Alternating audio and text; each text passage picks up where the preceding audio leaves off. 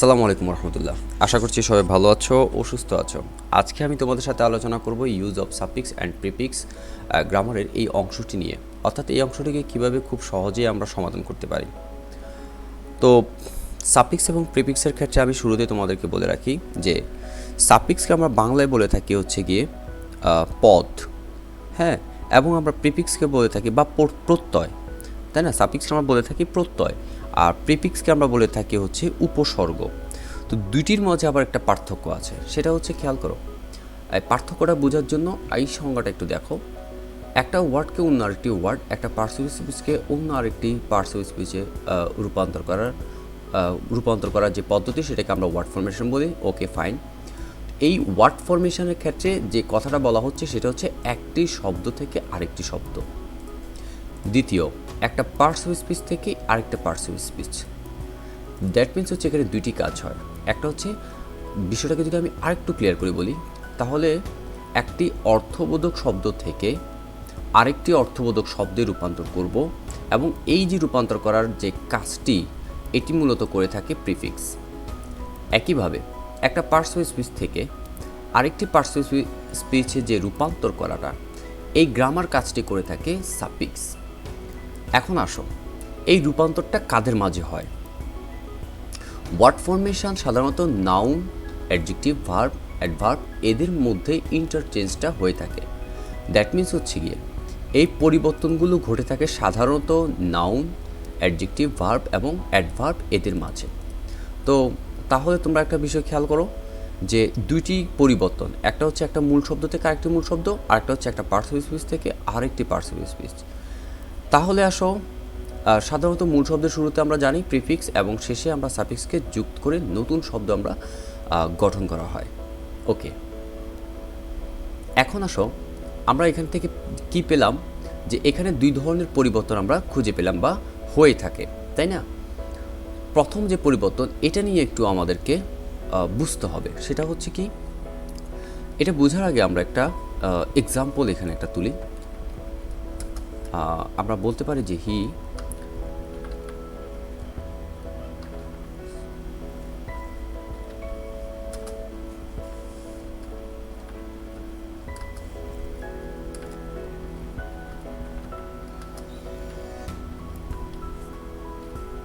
So এখানে দেখো যে আমরা এখানে বলেছি যে he successfully come the class today.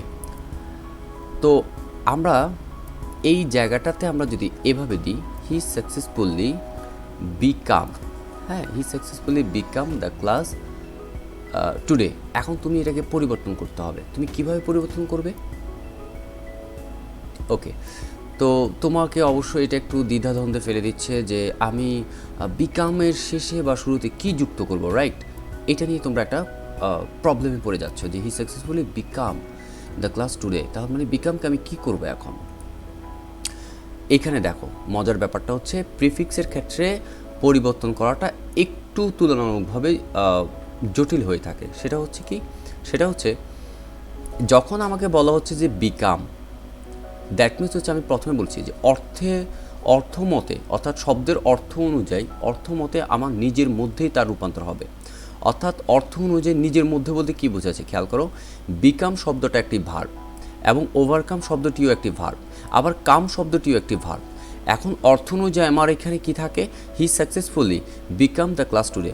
অর্থাৎ এখানে দেখো এই পদ, অর্থাৎ এটা একটা ভার্ব, এখানে অলরেডি এটি একটি ভার্বে আছে। এখন আমাকে যে পরিবর্তন করি, যেটা আমি বসাবো, সেটাও অবশ্যই এখানে একটা ভার্ব হবে, কেননা এখানে এই বাক্যে সব আছে কিন্তু ভার্ব নাই, তার মানে আমাকে ভার্ব বসাতে হবে। এখন হচ্ছে কি, ভার্ব বসাবো ঠিকই, কিন্তু অর্থের রূপান্তর করে বসাবো। এবং এই যে অর্থের রূপান্তর করে বসাবো, অর্থাৎ একটা অর্থবোধ শব্দ থেকে আরেকটা অর্থবোধ শব্দে রূপান্তর করবো, এটাকেই হচ্ছে আমরা গ্রামারে বলে থাকি, অর্থাৎ এই অংশে বলে থাকি প্রিফিক্স। আশা করি তোমরা এখন বুঝতে পারছো যে প্রিফিক্স জিনিসটা কী এবং কীভাবে সে পরিবর্তন করে। সো যখন আমি বলতেছি যে he successfully became the class today, that means হচ্ছে এই ভার্বকে অর্থগতভাবে রূপান্তর করে আরেকটি অর্থবোধক ভার্বে রূপান্তর করতে হবে। অর্থাৎ বিকামকে তোমাকে করে ফেলতে হবে অর্থ অনুযায়ী ওভারকাম। তাহলে তোমার অর্থর পরিপূর্ণতা পেল যে he successfully overcome the class today. প্রশ্নটা আরও একভাবে আসতে পারে, সেটা হচ্ছে কি, তোমাকে বিকাম থেকে ডিরেক্টলি রূপান্তর করে ওভারকাম করতে পারো। দ্যাট মিনস এটা মাথায় রাখবা যে একটা অর্থবোধক শব্দ থেকে আরেকটি অর্থবোধক শব্দে রূপান্তর করা যায়, এটাও করা যায়। আবার যদি আমি এখানে শুধুমাত্র কাম করে রাখতাম যে he successfully come the class today, তখন হয়তো তুমি খুব সহজে ধরে ফেলতে পারতা যে তুমি তখন এখানে লিখতে যে কামকে আমি ওভারকাম করলে অর্থ আমার মিলে যায়, he successfully overcome the class today, তাহলে এটাও আমার হয়ে যাচ্ছে, রাইট, যে হি সাকসেসফুলি ওভারকাম। তো প্রশ্নটা দুই রকম হতে পারে, খেয়াল রাখবা। একটা হচ্ছে প্রশ্নটা এই কামের জায়গায় শুধুমাত্র কাম দিয়ে থাকতে পারে, অথবা বলতে পারে যে become, he successfully became the class today. তাই তুমি অর্থ অনুযায়ী সেটার অর্থে অনুযায়ী সেটার শব্দে রূপান্তর করবা, সেটা যদি বিকাম থেকে ওভারকাম হোক অথবা কাম থেকে ওভারকাম হোক। তো আশা করি তোমরা বুঝতে পেরেছো যে প্রিফিক্স জিনিসটা কী এবং প্রিফিক্সের কাজটা মূলত কী। এখন আসো সাফিক্স। এই যে এখানে দেখছো যে বাক্যের একটি অংশ হতে অন্য একটি অংশে রূপান্তর করা, আমি প্রথমে বলেছি যে একটি পদ থেকে অন্য একটি পদে যে রূপান্তর করে থাকে সে হচ্ছে সাফিক্স। এই ভার্ব থেকে রূপান্তর করে নাউনে রূপান্তর করা, বা আমার বাক্যের অর্থ অনুযায়ী আমাকে যখন বাক্যের মাঝে যদি দেওয়া থাকে একটা ভার্ব, আমার হয়তো দেখা গেছে যে ওই বাক্যে আমার লাগবে একটি অ্যাডজেক্টিভ, তাহলে এই যে পদের যে রূপান্তর করাটা, পদ রূপান্তর করে থাকে সাফিক্স, এবং এটাকে বলা হয় গ্রামারে, এই গ্রামারটা হচ্ছে সাফিক্সের কাজ। তো আসো এখন কিভাবে আমরা একটু খেয়াল করে দেখি। ওকে, এখানে দেখো যে আমি খুব সহজে তোমাদেরকে সংক্ষেপে আমি তিনটি কথা বলে রাখি। এক হচ্ছে গিয়ে মনে রাখবা বাক্যে পুরো প্যাসেজটি খুব সহজে তুমি রূপান্তর করতে পারবা, কেননা ম্যাক্সিমাম ক্ষেত্রে এই যে আমাদের যে প্যাসেজটা দেওয়া হয় সেই প্যাসেজে সাফিক্সের পরিবর্তনটা থাকে অনেক বেশি, আর যেহেতু সাফিক্সের পরিবর্তনটা থাকে বেশি, তাই সাফিক্সে শুধুমাত্র পদ পরিবর্তন করাটা আমাদের জন্য খুব একটা কষ্টের হয় না, শুধুমাত্র কষ্টের হয়ে যায় শুধুমাত্র প্রিফিক্সের ক্ষেত্রে, যেখানে আমি প্রিফিক্সের রূপান্তর করি। কেননা প্রিফিক্সের ক্ষেত্রে আমি তোমাদেরকে বললাম যে দুই ধরনের, কেননা প্রিফিক্সের ক্ষেত্রে এক হচ্ছে তোমাদেরকে পুরো বাক্যটাকে পড়ে বুঝতে হবে এবং বাক্য পড়ে অর্থবোধক শব্দ কী হবে সেই শব্দ চিন্তা করতে হবে, দেন আমি কামকে, যদি এখানে বিকাম থাকে বিকামকে রূপান্তর করে ওভারকাম করব, আবার যদি শুধু কাম দেওয়া থাকে তাহলে সেখান থেকে আমি কামকে আমি প্রিফিক্স যুক্ত করে ওভারকাম করব, তাই না? এইখানে আমাদেরকে এই চিন্তাটা করতে হয়, তাই এটা একটু তুলনামূলকভাবে একটু কঠিন হয়ে থাকে। তো প্রিফিক্স তুমি খেয়াল করবে যে তোমার যে প্যাসেজটা দেওয়া হচ্ছে সেই প্যাসেজে ম্যাক্সিমাম ক্ষেত্রে থাকবে হচ্ছে সাফিক্স, তাই খুব সহজে পরিবর্তন করতে পারি। আর প্রিফিক্সের ক্ষেত্রে অবশ্যই তুমি চিন্তা করবা এবং সেখানে অর্থ করবা, অর্থ করলে তুমি খুব সহজে ধরতে পারবা যে অর্থবোধক শব্দ সেখানে কি হবে। তো এই দুইটি বিষয় ছাড়াও আরেকটা বিষয় তোমাকে অবশ্যই খেয়াল রাখতে হবে, সেটা হচ্ছে এখানে খেয়াল করো যে সাফিক্স প্রিফিক্সের জন্য অবশ্যই তোমাকে জানতে হবে যে position of the noun, adjective, verb এবং অ্যাডভার্ব। অর্থাৎ তুমি যদি একটা নাউন বাক্যে কোথায় বসে এটা যদি তুমি না জানো, বা একটা অ্যাডজেক্টিভ বাক্যের কোথায় বসে, একটা ভার্ব বা একটা অ্যাডভার্ব কোথায় বসে, তাহলে কিন্তু খুব ভালোভাবে এবং সবগুলোর প্রশ্নের বা সবগুলোর সমস্যার সমাধান তুমি সঠিকভাবে দিতে পারবে না। তাই তোমাকে অবশ্যই জানতে হবে যে একটা বাক্যের মাঝে নাউন, অ্যাডজেক্টিভ, ভার্ব এবং অ্যাডভার্বের পজিশনটা কোথায়। তো আমরা একটা সমস্যার সমাধান করে থাকি। দেখো আমরা একটা সমস্যার সমাধানের মাধ্যমে প্রথমে খেয়াল করো, প্রথম যে শব্দটি এখানে দেওয়া আছে সেটা কি বলা হচ্ছে যে you should bear in mind that confidence exist a man to reach the goal of life. Okay, আমি প্রথমে একটা কাজ করি যে আমি যে কাজটা করি সেটা হচ্ছে এরকম সমস্যার সমাধান করার জন্য আমাকে প্রথমে আমি পুরো প্যাসেজটা পড়ে ফেলি। তো তাই আমি তোমাদেরকে সাজেস্ট করব যে তোমরাও অবশ্যই পুরো প্যাসেজটি পড়ে নিবে। এখন প্যাসেজটি পড়লে তোমরা অর্থের ধারণাটা পেয়ে যাবে। আমি এটিকে যদি অর্থ করি বলি তাহলে দেখো এখানে পুরো অর্থটা যেটা দাঁড়াচ্ছে, অর্থাৎ যেটা বোঝানো হচ্ছে সেটা হচ্ছে গিয়ে যে এখানে বলা হচ্ছে যে তোমাকে মনে রাখতে হবে যে you should bear in mind, তোমাকে মনে রাখতে হবে দ্যাট যে আত্মবিশ্বাস মানুষকে লক্ষ্য পৌঁছাতে সহায়তা করে এবং স্থির সংকল্পের অভাবে, অর্থাৎ যে ডিটারমিনেশন, যে তোমার এখানে স্থির সংকল্পের অভাব বিশ্বাসকে নষ্ট করে ফেলে। জীবনের সমস্যা জয় করতে তোমার এটির প্রয়োজন হবে, অর্থাৎ তোমার মধ্যে আত্মবিশ্বাসের অবশ্যই প্রয়োজন হবে। একটি লক্ষ্য স্থির করো এবং সফলতা অর্জনের জন্য আন্তরিকভাবে চেষ্টা করো।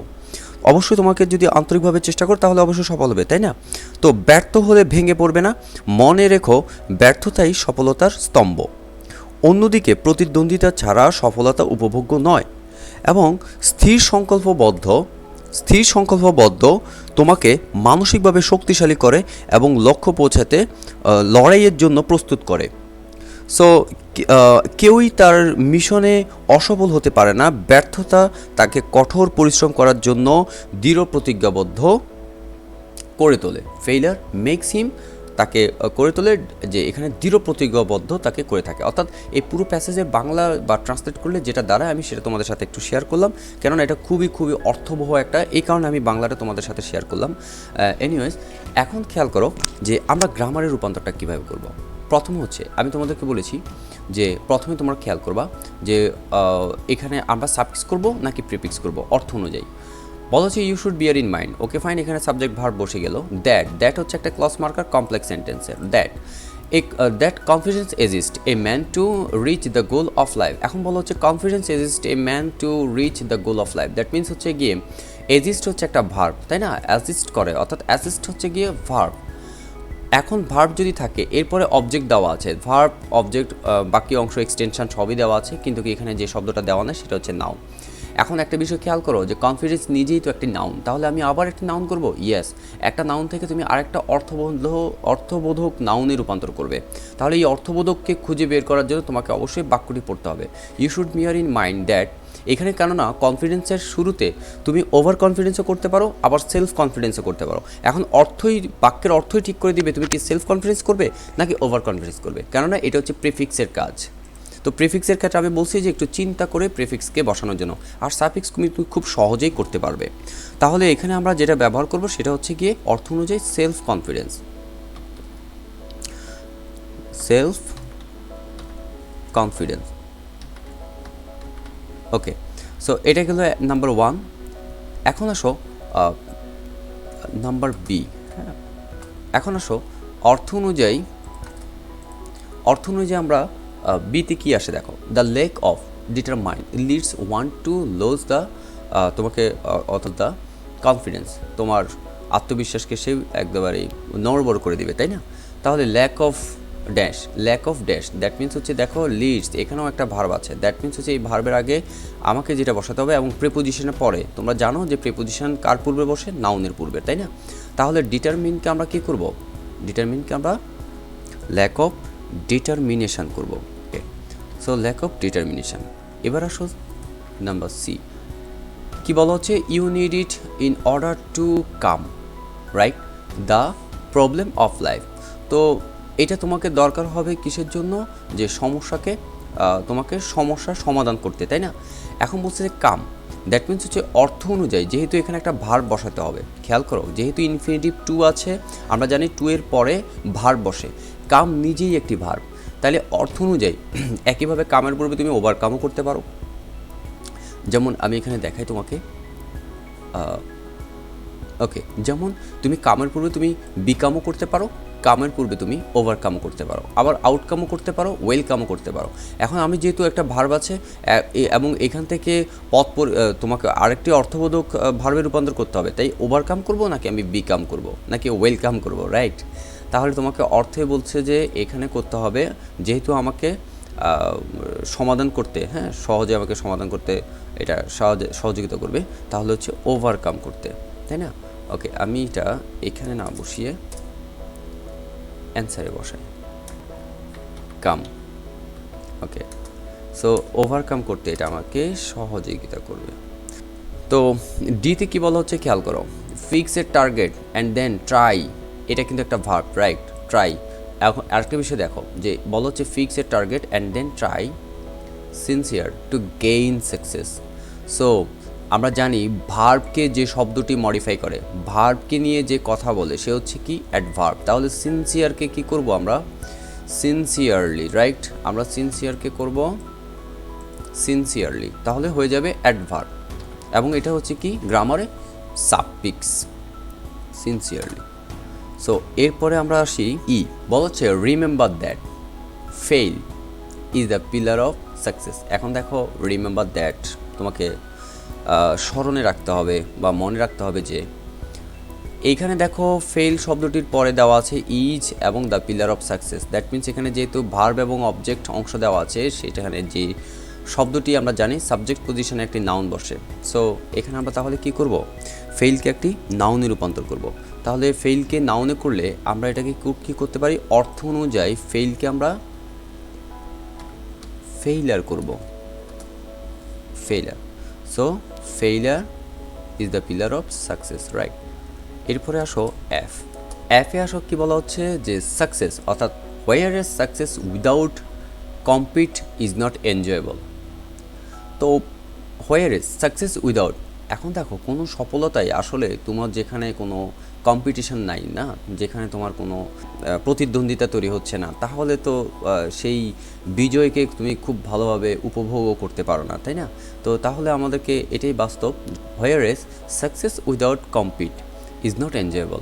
তাহলে তুমি অবশ্যই আমরা এখানে দেখা যাচ্ছে যে ভার্ব এবং অবজেক্ট যেহেতু দেওয়া আছে, দ্যাট মিনস হচ্ছে সাবজেক্ট পজিশনে যেটা নাই সেটা হচ্ছে একটা নাউন নাই, রাইট। আমরা জানি যে উইদাউট প্রিপোজিশনের পরও একটা নাউন বসে, তাই না? তাহলে আমরা এখানে বসাবো কি, কম্পিটিশান। অর্থাৎ আমরা জানি যে কোনো শব্দের শেষে যখন আমরা টিআইওএন বা এসআইওএন যুক্ত করি সেটা হয়ে যায় একটা নাউন, অর্থাৎ শান। সো এখানে আমরা কি করব বললাম যে কম্পিটিশান। ওকে, সো এখন আসো নাম্বার জিতে কি বলা হচ্ছে, determination keeps you mental strong and makes prepare for struggling to reach the গোল।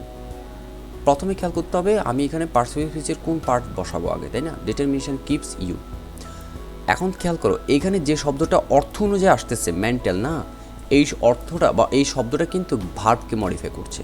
আমরা জানি ভার্বকে যে শব্দটা মডিফাই করে সে হয় অ্যাডভার্ব।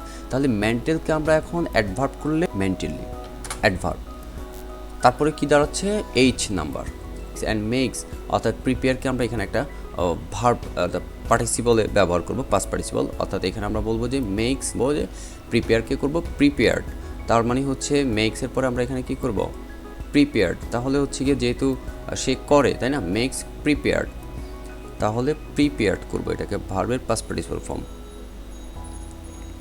অর্থাৎ লাস্টে আমরা ইডি যুক্ত করব, প্রিপেয়ার্ড। সো এরপরে আসো হচ্ছে আই। পরের বাক্যে খেয়াল করো, বলা হচ্ছে nobody can be success in his mission, right. তাহলে এখানে আমরা নোবডি ক্যান বি মানে কেউই হতে পারবে না, অর্থাৎ হবে না, যে অর্থ অনুযায়ী আমরা এই সাকসেসকে কী করব, সাকসেসকে অর্থ অনুযায়ী খেয়াল করো, যেহেতু আমি তোমাদেরকে শুরুতেই অর্থটা বলে দিয়েছি, তোমরা যদি এটাকে অর্থ করো তাহলে এখানে যে বিষয়টা আসবে সেটা হচ্ছে nobody can be unsuccessful in his life, যদি তুমি হচ্ছে আনসাকসেসফুল। সো আমরা এখানে অর্থ অনুযায়ী আনসাকসেসফুল, রাইট। ওকে, এরপরে লাস্ট ওয়ানে বা যেইতে আমরা কি বলা হচ্ছে, ফেইলার মেক্স হিম মোর, এখানে দেওয়া আছে determined to work hard, right. তাহলে আমরা এখানে করব ডিটারমাইন্ডকে অর্থ অনুযায়ী আমরা এটাকে বসাবো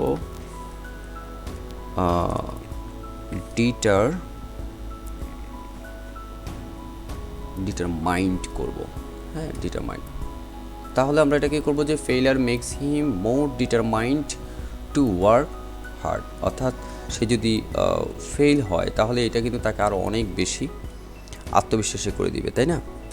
ওকে, তাহলে এই হচ্ছে গিয়ে আমাদের সাফিক্স প্রিফিক্স, এবং এই সাফিক্স প্রিফিক্সকে খুব সহজে সমাধান করার জন্য আমাদের যেভাবে চিন্তা করা দরকার ছিল, আমি তোমরা অবশ্যই খেয়াল রাখবা যে বিষয়টা খেয়াল রাখবা সেটা হচ্ছে গিয়ে সাফিক্স প্রিফিক্সের ক্ষেত্রে প্রিফিক্সের কাজটি এবং সাফিক্সের কাজটি হচ্ছে খুবই সহজভাবে হয়ে থাকে। তাই তোমাদের একটি নোট রাখা উচিত যে ভোকাবুলারির ক্ষেত্রে, যেহেতু আমাদের এই গ্রামার পার্টটা দেওয়াই হয়েছে যে ভোকাবুলারি ফ্লুয়েন্সি ডেভেলপ করার জন্য, তাই তোমরা অবশ্যই একটা নোট করবা। একটা হচ্ছে সেটা হচ্ছে গিয়ে প্রত্যেক এই শব্দগুলোর noun form, adjective form, adverb form কী হয় এইভাবে একটা চার্ট করবা।